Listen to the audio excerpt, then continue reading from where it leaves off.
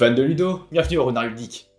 Allez, aujourd'hui on se retrouve pour les découvertes ludiques. Donc format de vidéo où je vais vous parler des derniers jeux que j'ai pu tester, que j'ai pu jouer, que j'ai pu découvrir. Et voilà, ça va être l'occasion pour moi de vous les présenter assez brièvement. Et surtout de vous partager mon ressenti que j'ai eu au cours des parties. Et sans plus attendre, on va commencer avec les dés de Valeria. Donc ici, Roll and Write pour 1 à 4 joueurs. Donc ça va être bien sûr dans la gamme de Valeria. Donc on va un peu retrouver l'ADN de cet univers. Ici, vous allez enchaîner un certain nombre de tours pour, à la fin, avoir le plus de points de victoire possible. À chacun de vos tours, vous allez lancer les 5 dés, et vous allez tout d'abord activer vos citoyens à l'aide des dés noirs. Donc pour chacun des dés et de la somme, vous allez regarder le citoyen correspondant, vous allez regarder son symbole et cocher une case dans l'emplacement associé. Dès qu'un joueur a rempli 3 emplacements, ça sera synonyme de fin de partie. Ensuite, une fois que vous aurez activé vos citoyens, vous allez devoir choisir un dé de couleur pour justement progresser sur l'un des 3 axes de jeu.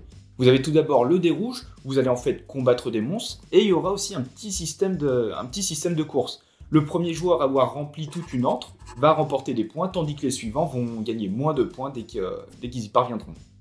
En plus de cela, vous allez pouvoir gagner une pièce, et au bout de 6 pièces, vous allez pouvoir gagner une carte qui vous permettre de marquer des points en fin de partie. Ce sont des sortes d'objectifs. Vous avez ensuite le dé vert qui va vous permettre de vous balader sur la carte. En fait, même je crois qu'il parle de construction. Enfin bref, vous allez construire sur la carte, et dès lors que vous allez arriver à un domaine, vous allez vous arrêter et l'entourer. Ça va vous permettre de débloquer des bonus, comme par exemple des modificateurs de +1, -1 sur vos dés, ou retourner la face d'un dé, etc.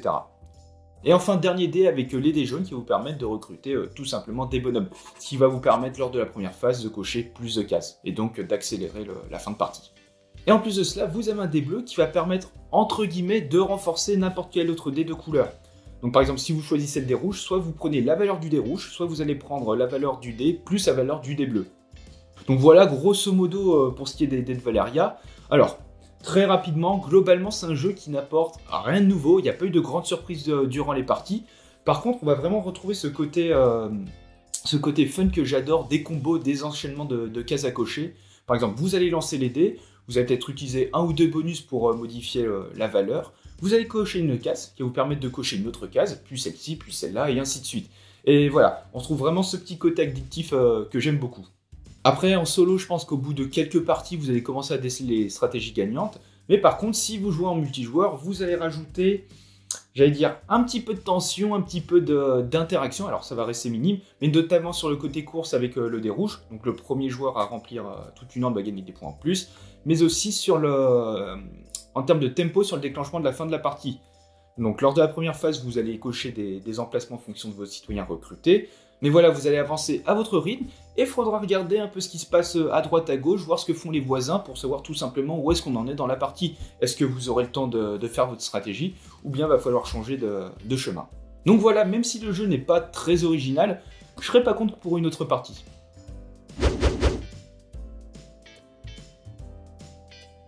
Et on enchaîne sur Funfair. Alors ici on sera sur un jeu de cartes familial avec un thème assez parlant. Vous allez devoir construire votre parc d'attractions.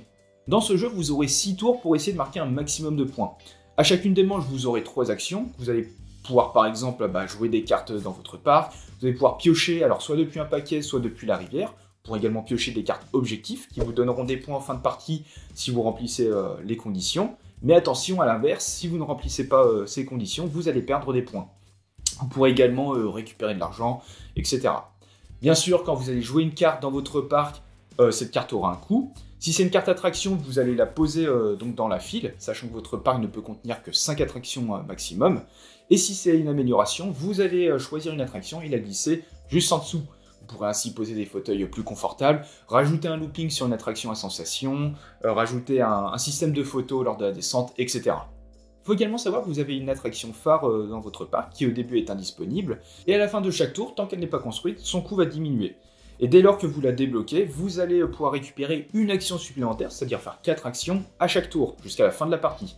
Et ça, c'est un point que je trouve intéressant, c'est savoir à quel moment le tour bonus qu'on va récupérer à chaque tour va rentabiliser notre investissement. Donc voir à quel moment il est rentable de construire notre attraction.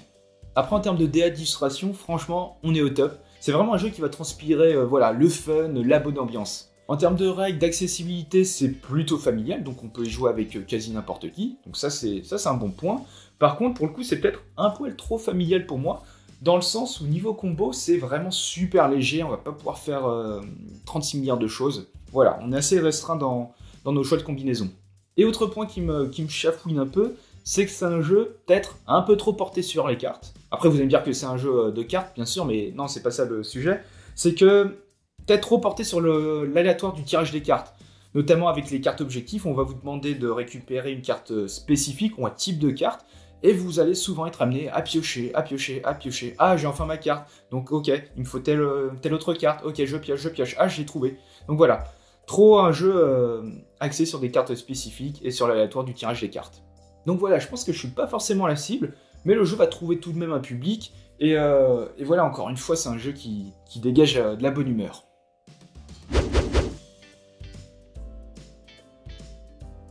Autre jeu que j'ai pu tester, c'est Caral, où là, cette fois-ci, on va être sur un jeu plus de gestion, avec un peu de placement d'ouvriers assez vite fait.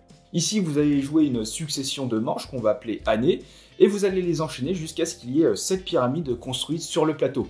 À chaque année, vous allez vous déplacer en fonction de votre capacité de déplacement, et vous allez activer l'action de votre case d'arrivée. Vous pourrez ainsi, par exemple, construire un segment de pyramide, ce qui va vous permettre de gagner des points lorsque celle-ci est terminée.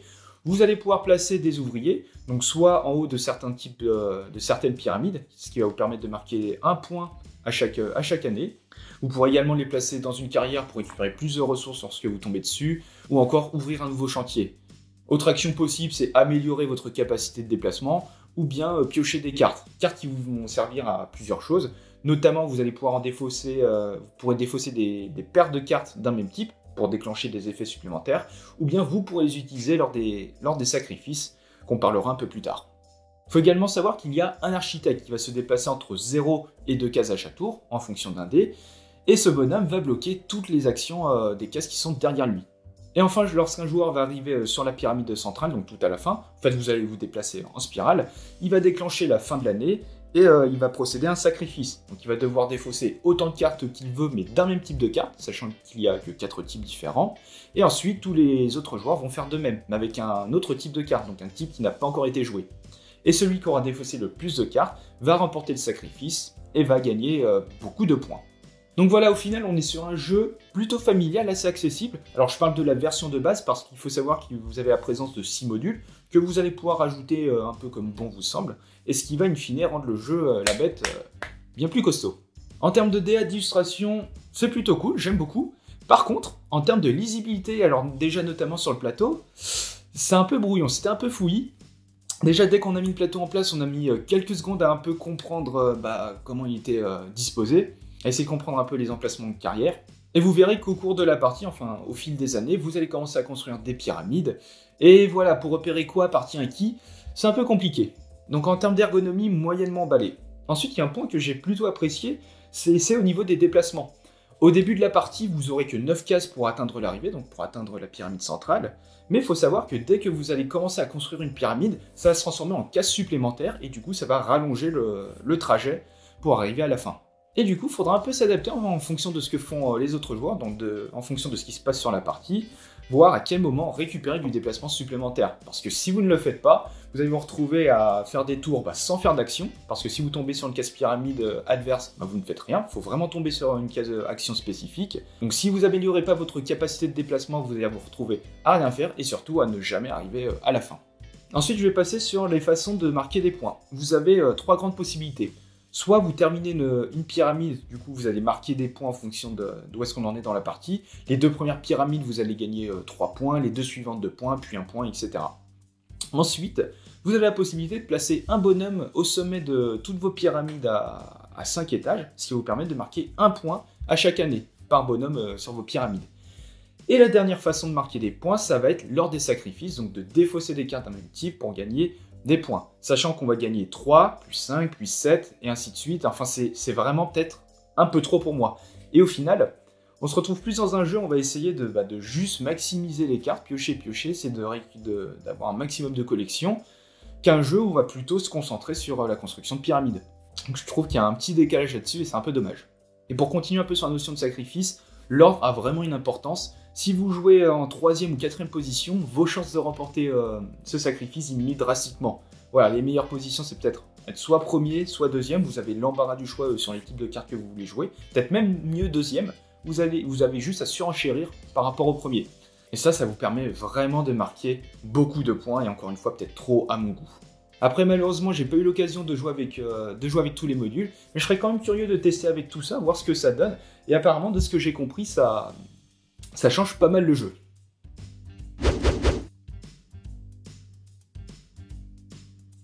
Et on va changer un peu de typologie de jeu, donc cette fois-ci avec les animaux de Baker Street. Alors là, on sera sur un jeu d'enquête plutôt familial enfant, qui va se dérouler au temps de Sherlock Holmes. Et là, vous allez incarner des animaux tout mignons. Alors dans cette boîte, on va vous proposer un tutoriel pour apprendre les règles, pour découvrir un peu le jeu, et 6 enquêtes, 6 scénarios.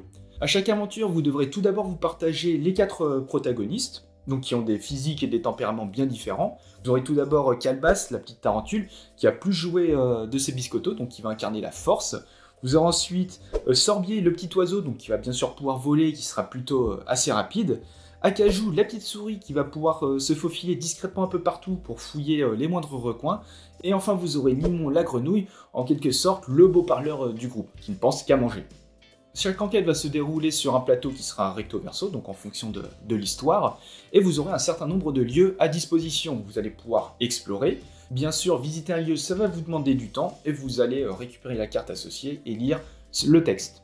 Vous allez pouvoir interagir avec celui-ci, donc soit avec vos personnages, ou bien avec des objets que vous aurez préalablement récupérés.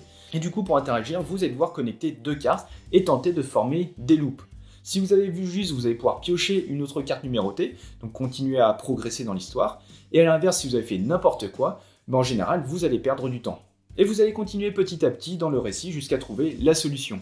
Alors, malgré le niveau très familial des enquêtes, après en même temps c'est un peu la cible, c'est vraiment un jeu où on va se laisser transporter par le récit, la narration, le texte qui est extrêmement bien écrit, et ça c'est vraiment génial. Et moi ce que j'aime bien faire, les cartes en général, on les lit à voix haute pour que tout le monde puisse en profiter.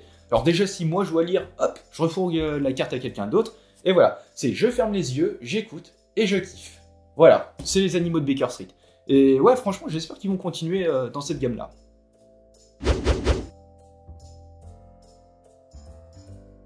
Et on va terminer avec Call to Adventure Epic Origins, donc bien sûr jeu dans la gamme des Call to Adventure.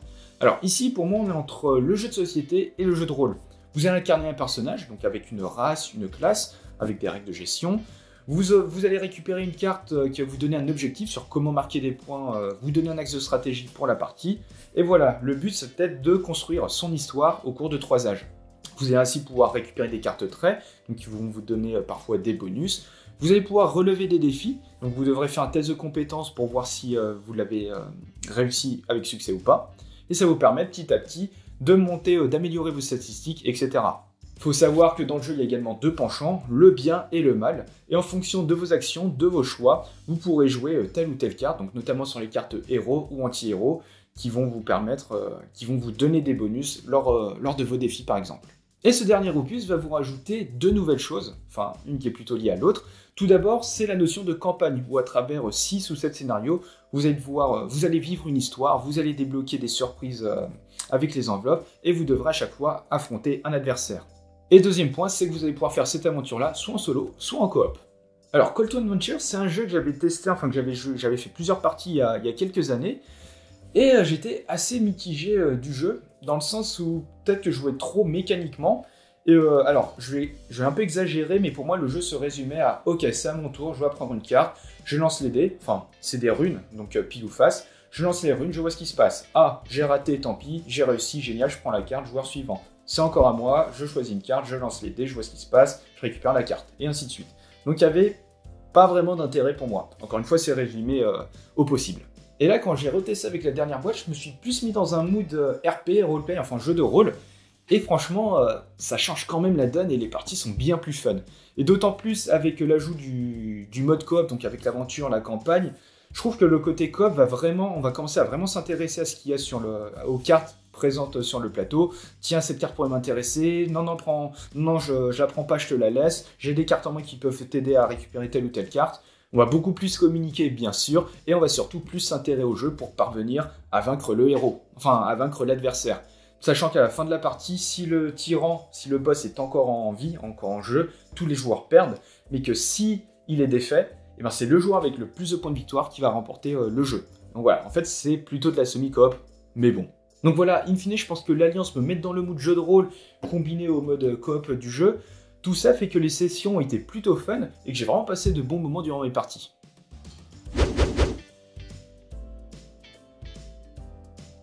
Et voilà, c'est le moment de clôturer ce deuxième épisode sur les découvertes ludiques. Et c'est un format que j'apprécie de plus en plus. Alors déjà, ça me permet de jouer à plus de jeux pour vous les présenter. Et ça me permet de parler un petit peu plus librement. Alors toujours aussi rapidement, vous faire une petite présentation des jeux et surtout de vous parler de mon ressenti, les plus, les moins. Alors que sur les vidéos règles, voilà, j'essaye justement de me focus là-dessus. Et n'hésitez pas dans les commentaires à me dire, à me partager vos avis sur les jeux d'aujourd'hui. Et comme d'habitude, vous pouvez toujours laisser un petit pouce bleu, ça permet de soutenir la chaîne et bien sûr de vous abonner. Et sur ce, on se retrouve dans une prochaine vidéo. Ciao!